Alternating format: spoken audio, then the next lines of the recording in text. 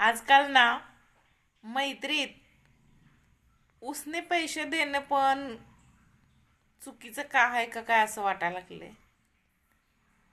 देऊन बघा एखाद्याला. तुम्ही त्याच्या अडचणीच्या वेळी पैसे द्या आणि तुम्हाला जेव्हा अडचण असेल तेव्हा तेच पैसे परत मागताना त्याच्या पाया पडलं तरी तो पैसे देणार नाही. नाही, उलट तिथं तुमची मैत्री संपेल पैशामुळं.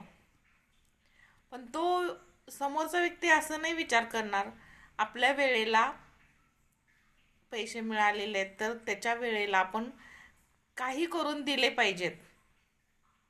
बघा करून एकदा ट्राय करा, देऊन बघा.